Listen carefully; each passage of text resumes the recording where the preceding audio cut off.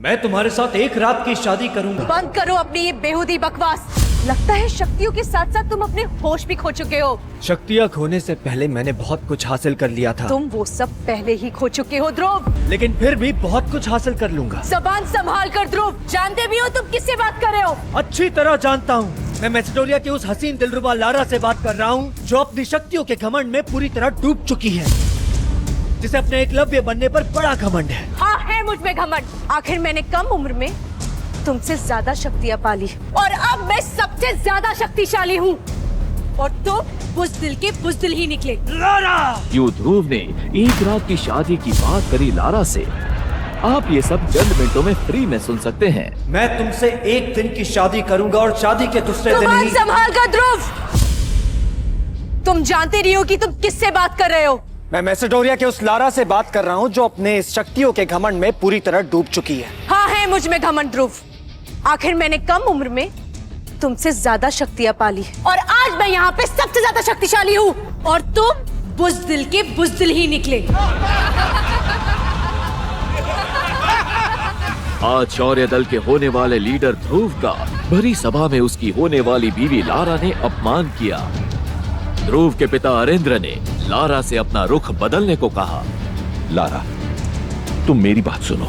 अगर तुम ऐसा करोगी तो सारे मैसेडोनिया के सामने हमारी इज्जत तो चली जाएगी। राजा अरेंद्र, तुम्हारे कमजोर बेटे की कमजोरी का कारण तुम भी हो और ये मत भूलो कि तुम्हारी वजह से ध्रुव की माँ के साथ क्या हुआ था। जैसे ही लारा ने ध्रुव की माँ का नाम भरी सभा में उछाला, गुस्से में आए ध्रुव ने अपने हाथों में अग्नि की ज्वाला को प्रकट कर लारा के ऊपर हमला किया। ये लड़का कमजोर का कमजोर ही रह गया। लगता है इसके साथ भी वही होने वाला है जो इसकी माँ के साथ हुआ था। लारा का बार बार ध्रुव की माँ का जिक्र उसे अंदर ही अंदर तोड़ रहा था। आखिर ऐसा क्या हुआ था ध्रुव की माँ के साथ। ध्रुव समझ चुका था कि लारा की एकलव्य रैंक की शक्तियों से अभी मुकाबला करना उचित नहीं होगा, इसलिए जाते जाते ध्रुव ने लारा को चुनौती देते हुए कहा, 3 साल बाद इसी शक्ति स्थान पर मैं तुम्हें हराकर बनूंगा एकलव्य। पर सबको पता था जो ध्रुव इतने साल में कुछ नहीं कर पाया, वो 3 साल में क्या ही करेगा।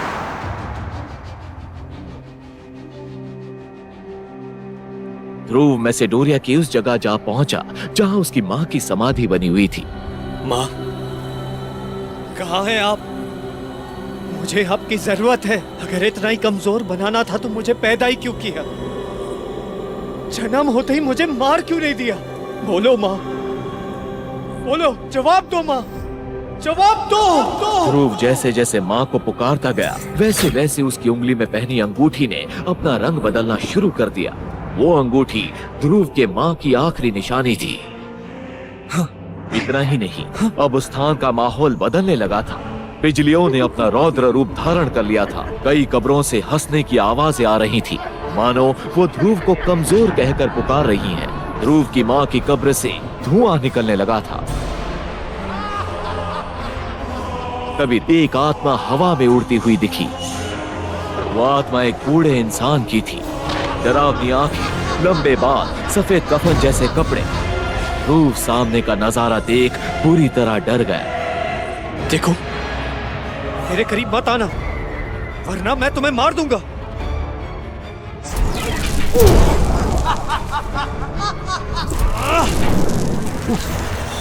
फिर आत्मा ने अपनी शक्तियों से ध्रुव को हवा में उठा दिया। मैं कहता हूँ छोड़ो मुझे, नीचे उतारो।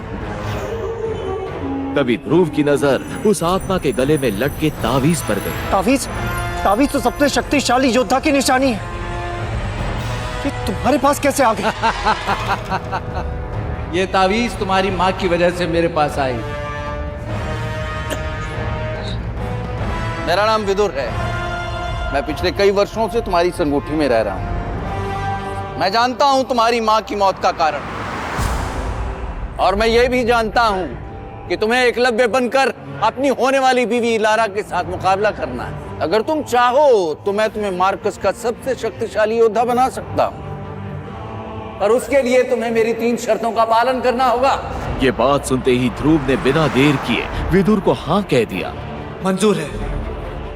मेरी पहली शर्त यह है कि तुम्हें मुझे अपनी अंगूठी से आजाद करना होगा। मंजूर है। दूसरी शर्त, तुम मुझे करिश्माई शरबत और अमृतधारा की नीलामी में अपने साथ लेकर जाओगे। मुझे मंजूर है। ध्रुव ने विदुर की दोनों शर्तों को एक झटके में मान लिया। अब वो तीसरी शर्त सुनने के लिए बेताब था। बताओ तुम्हारी तीसरी शर्त क्या है? तीसरी शर्त बताने से पहले विदुर ने ध्रुव को उसकी माँ का लिखा आखिरी खत उसके हाथों में देते हुए उसे पढ़ने को कहा। जैसे ही ध्रुव ने अपनी माँ का लिखा खत पढ़ा, ध्रुव के पैरों तले जमीन खिसक गई। मैं अपनी माँ की मौत का बदला लेना होगा और उसके लिए तुम्हें अपनी होने वाली बीवी के साथ शादी की पहले राह लेना। नहीं नहीं नहीं जब उसकी आंख खुली तब उसने खुद को अपने कमरे में पाया। उसे समझ ही नहीं आ रहा था कि अभी अभी उसके साथ क्या हुआ।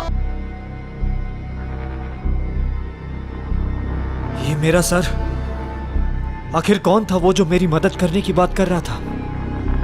ये कैसा डरावना सपना देखा मैंने? कहीं ये सपने के जरिए माँ मुझसे कुछ कहना तो नहीं चाहती? ध्रुव, याद है ना आज शक्ति स्तंभ पर तुम्हें अपनी शक्तियों का परीक्षण करने जाना है? हाँ बाबा, मुझे याद है। इस बार मैंने बहुत मेहनत की है और मुझे पूरी उम्मीद है कि इस बार एकलव्य मैं जरूर बनूंगा। ठीक है ध्रुव, जाओ और इस बार अपनी शक्तियां बढ़ाकर ही लौटना। विजयी भव। पृथ्वी से 22 करोड़ मील दूर बसे नीले ग्रह मार्कस पर लोगों के पास अलौकिक शक्तियां थी। इन अलौकिक शक्तियों को परखने के लिए हर साल एक परीक्षा होती थी, जिससे पता चल सके कि कौन शक्ति के किस स्तर पर है। 5वां स्तर। एक साल की कड़ी मेहनत के बाद आज शक्ति चक्र स्तंभ पर ध्रुव को अपनी ताकत परखनी थी। उसने खुद से मन ही मन कहा, इस बार मेरी शक्तियां जरूर 90 स्तर तक पहुंच जाएगी। आज के बाद कोई मुझे जीरो कहकर नहीं बुलाएगा।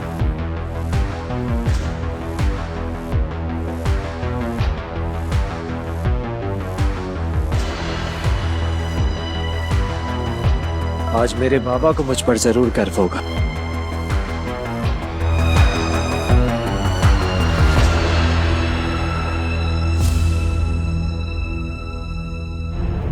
ध्रुव ने अपनी दाहिनी हथेली शक्ति चक्र स्तंभ पर रखने के लिए आगे बढ़ाई, लेकिन अगली घोषणा ने ध्रुव को अंदर तक तोड़ दिया। तीसरा स्तर। जिस बात का डर था वही हुआ। बेहद निराशाजनक ध्रुव का फिर से खराब प्रदर्शन। फिर वही तीसरा स्तर। ये नहीं हो सकता, मैंने इतनी मेहनत की थी। तीसरा स्तर। अरे बार बार हाथ रखने से जवाब बदल नहीं जाएगा। अरे तू एक कचरा है, जीरो है। तुझे तो अब अपनी शक्तियों का परीक्षण करना ही नहीं चाहिए। अरे इसने तो अपने बाप का नाम मिट्टी में मिलाने के लिए ही जन्म लिया है। अरे इसकी कमजोरी को देखते हुए इसकी मंगेतर लारा भी इसके साथ रिश्ता तोड़ना चाहती है।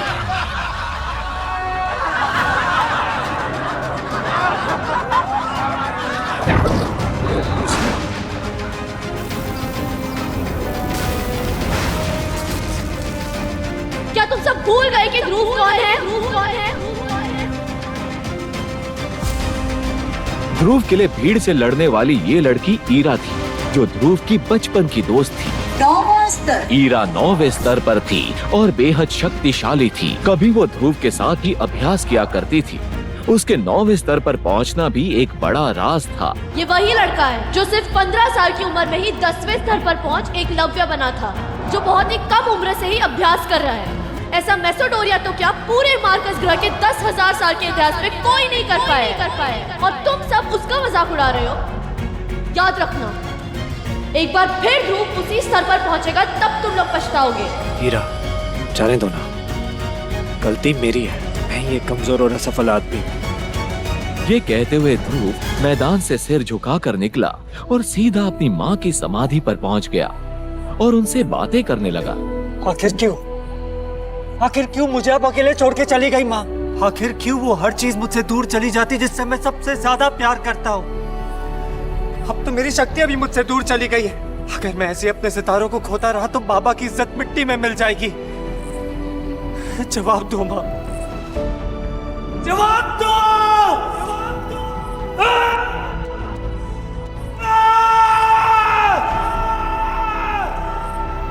अब तो मुझे कोई चमत्कार या फिर कोई करिश्मा ही मेरी शक्तियां वापस दिला सकता है माँ। या तो आप मेरे लिए मदद भेजेंगी या मैं इस शरीर को त्याग कर आपकी दुनिया में चला आऊंगा। चिंता क्यों करते हो ध्रुव? चिंता क्यों करते हो ध्रुव? चिंता क्यों करते हो ध्रुव? मैं तो हमेशा से तुम्हारे साथ हूँ, तो हमेशा से तुम्हारे साथ, हमेशा से तुम्हारे साथ। कौन है वहाँ? कौन मुझसे बात कर रहा है? मुझे इधर उधर ढूंढना बंद करो ध्रुव, इधर उधर ढूंढना बंद करो। मैं तो तुम्हारी अंगूठी में हूँ, मैं तो तुम्हारी अंगूठी में, मैं तो तुम्हारी अंगूठी में। इतना सुनते ही उसने अपने सीधे हाथ की एक उंगली में काले पत्थर से बनी उस अंगूठी की तरफ देखा। ये अंगूठी ध्रुव को उसकी माँ का दिया हुआ आखिरी तोहफा था। देखते ही देखते ध्रुव की अंगूठी में हलचल शुरू हो गई, लेकिन ध्रुव को अपने हाथों में अचानक से एक जोर का झटका लगा। उसकी अंगूठी में से एक सफेद रंग का धुआं साए के रूप में बाहर निकला।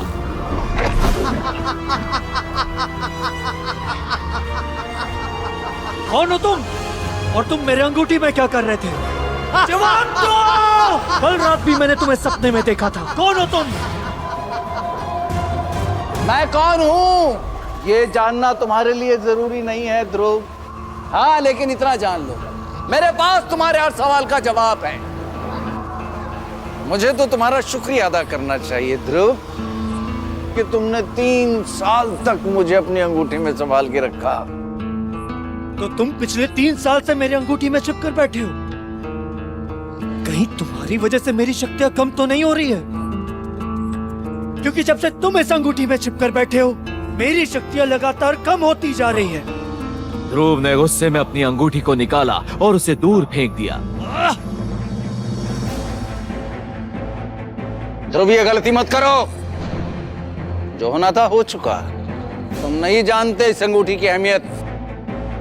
तुम्हारा गुस्सा तुम्हें बहुत महंगा पड़ सकता है। ये तुम्हारी माँ की अंतिम निशानी है। क्या तुम इस निशानी को भी खो देना चाहते हो? इसका मतलब तुम मेरी माँ को जानते हो? हाँ, मैं तुम्हारी माँ को जानता हूँ। तो बताओ मुझे, उनकी मौत कैसे हुई? और सपने में जो तुमने मुझे चिट्ठी दी थी, उसमें लिखी सारी बातें सच थी? तुमने भले ही वो चिट्ठी सपने में पढ़ी, लेकिन उसमें लिखी सब बातें सच थी। तुम मेरी माँ को कैसे मिले? और उस चिट्ठी के पीछे की कहानी क्या है? अभी इन सब बातों को जानने का वक्त नहीं है ध्रुव। ये क्या बात हुई? अब बार बार जवाब देना टाल क्यों रहे हैं? अपनी माँ की मौत के बारे में जानने से ज्यादा जरूरी कुछ और है ध्रुव। क्या तुम नहीं चाहते कि लोग तुम्हारी फिर से इज्जत करें? क्या तुम नहीं चाहते कि तुम्हारी शक्ति का स्तर 3 से बढ़कर 9 सितारे तक पहुंच जाए? क्या तुम नहीं चाहते कि तुम इतने शक्तिशाली बनो कि तुम्हें फिर से एकलव्य कहा जाए? और सबसे बड़ी बात, 3 साल बाद तुम्हें अपने होने वाली मंगेतर लारा के साथ मुकाबला करना है, उसे हराना है। उसका नाम भी मत लो मेरे सामने। उसने सारे शहर, मेरे समाज और मेरे लोगों के सामने बाबा की इज्जत उछाली है और मुझे कमजोर समझ के रिश्ता भी तोड़ दिया। उसे एक दिन मैं उसकी सही जगह दिखा कर रहूंगा। तुम्हारे इस तरह गुस्सा करने से कुछ नहीं होने वाला ध्रुव। तो क्या करूं मैं? तुम वो करो जो मैं तुमसे कह रहा हूं।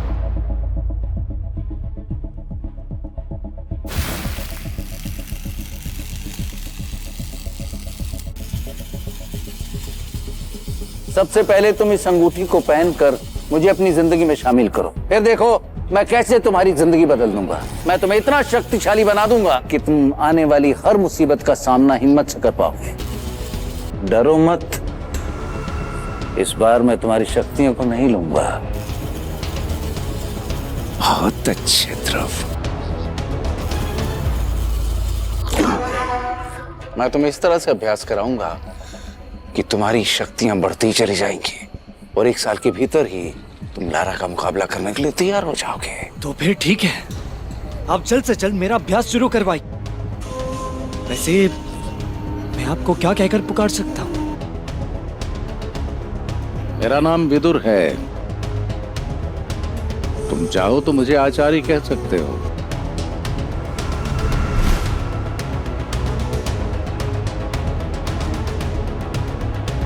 सबसे पहले मैं तुम्हें बेहद शक्तिशाली दवा बना कर दूंगा, जिसे अमृत धारा कहते हैं। उसे पीते ही तुम कठिन से कठिन अभ्यास के लिए तैयार हो जाओगे। तुम अभी अपने घर शौर्य महल चलो। माँ, मैं आपका सपना जरूर पूरा करूंगा। इस अंगूठी के जरिए मैं एकलव्य बनकर मैसेडोरिया का सुपर योद्धा बनूंगा।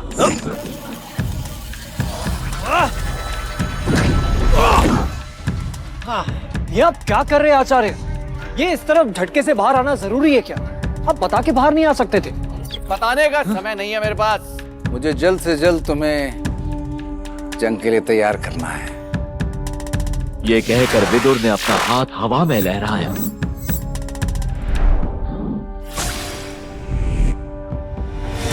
ये लो, ये अमृत हरा है। इसे पीकर तुम जल्द से जल्द अभ्यास के लिए तैयार हो जाओगे। कहीं ये मुझसे कोई छल तो नहीं कर रहा? क्या इसे सचमुच माँ ने भेजा है?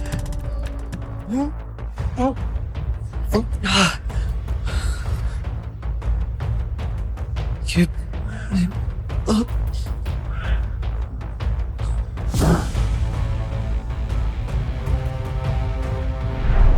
क्या सच में विदुर ध्रुव को एकलव्य बनाकर मैसेडोरिया का सुपर योद्धा बनाना चाहता है, या फिर उसके मन में कुछ ऐसा था जिससे मासूम ध्रुव अनजान है? अगली सुबह जब ध्रुव उठा तो उसने अपने अंदर एक अलग ही तरह की ऊर्जा महसूस की।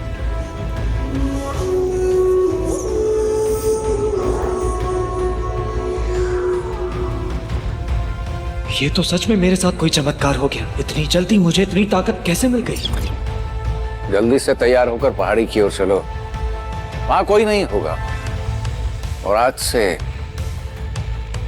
तुम्हारा अभ्यास शुरू। विदुर ध्रुव को जल्द से जल्द एकलव्य बनाने के लिए तैयार करने लगा।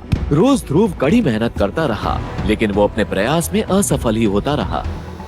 विदुर समझ चुका था कि उसे ध्रुव के साथ ऐसा कुछ करना होगा कि जल्द से जल्द उसकी शक्तियां उसे वापस मिल जाए। जब ध्रुव विदुर के साथ पहाड़ी पर पहुंचा, विदुर ने ध्रुव को एक जादुई खंभे से बांध दिया। थोड़ी ही देर में विदुर के हाथों में एक कांटों से भरा चाबुक था और उस चाबुक से लगातार ध्रुव के शरीर पर वार होने लगे। पर वो चाबुक तब तक ध्रुव के शरीर पर वार करता रहा जब तक कि वो बेहोश नहीं हो गया। थोड़ी देर बाद जब ध्रुव उठा तो विदुर ने उसे फिर से बोतल में रखी अमृत धारा पिलाई। ध्रुव को महसूस हुआ कि उसका शरीर अब पहले से ज्यादा शक्तिशाली हो गया है। यहाँ तक कि उसके शरीर पर चाबुक से हुए सारे छोटे निशान भी चले गए। ध्रुव अपने अंदर काफी ज्यादा ऊर्जा महसूस कर पा रहा था। आज के लिए इतना अभ्यास बहुत है, घर चलते हैं। ध्रुव वापस अपनी माँ की समाधि पर पहुंचा। आखिर आपने मेरी सुन ली माँ। विदुर के रूप में मेरे लिए मदद भेजी, लेकिन वो मुझसे ऐसी अभ्यास करवा रहे कि मुझे तो अब डर लगने लगा है कि इस अभ्यास के दौरान कहीं मैं मर ना जाऊं। लेकिन मुझे आप पर यकीन है, आप जो भी मेरे साथ करेंगी सब अच्छा ही करेंगी। तुम कभी नहीं बदल सकते। जीते जी तो अपनी माँ के पल्लू में छुपते थे, और अब उनके मरने के बाद भी उनको चैन से रहने नहीं दे रहे। कितना दुख होता होगा ना तुम्हारी माँ को कि उन्होंने कितने कमजोर और लाचार बेटे को जन्म दिया है। लारा के तानों को सुनकर ध्रुव गुस्से से भर गया। उसने लारा पर हमला करने के बारे में सोचा। ध्रुव, ऐसी गलती मत करो। तुम अभी लारा का सामना करने के लिए तैयार नहीं हो। ध्रुव को पीछे हटते देखकर लारा हंसने लगी। क्या हो गया ध्रुव? क्या तुम्हें डर लग रहा है कि अगर जोश में होश गवा बैठोगे तो कहीं बाद में पछताना ना पड़े?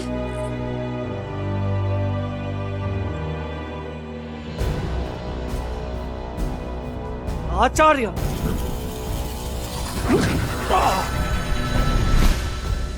क्यों रोका आपने मुझे? अगर आज मेरी जान चली भी जाती तो भी मैं लारा को सबक सिखा कर ही रहता। ये गुस्सा करने का वक्त नहीं है ध्रुव।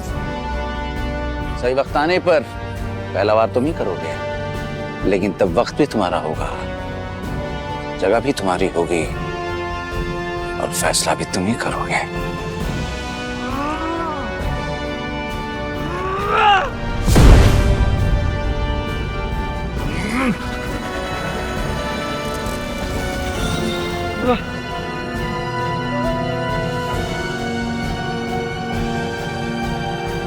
विदुर ने ध्रुव का अभ्यास जारी रखा। विदुर की मदद से ध्रुव ने अपनी शक्तियों को 7वें स्तर तक पहुंचा दिया। आगे बढ़ने के लिए उसे एक अलग तरह के अभ्यास की जरूरत थी, जिसके लिए ध्रुव को एक परीक्षा पास करनी थी। ध्रुव परीक्षा के मैदान में पहुंच गया। इस परीक्षा को युद्ध सेरेमनी के नाम से जाना जाता है। आज बाबा को उनका सम्मान मैं वापस दिलाऊंगा। मेरा ध्रुव एक सुपर योद्धा है। हे परमपिता, ध्रुव पर अपनी कृपा करना। जैसे ही ध्रुव ने अपना हाथ रखा, सब लोग हैरान रह गए। क्या आप जानते हैं कि इस शो को आप देख भी सकते हैं? डिस्क्रिप्शन में दी गई लिंक से डाउनलोड कीजिए पॉकेट टीवी ऐप और देखिए सुपर योद्धा के सारे एपिसोड्स।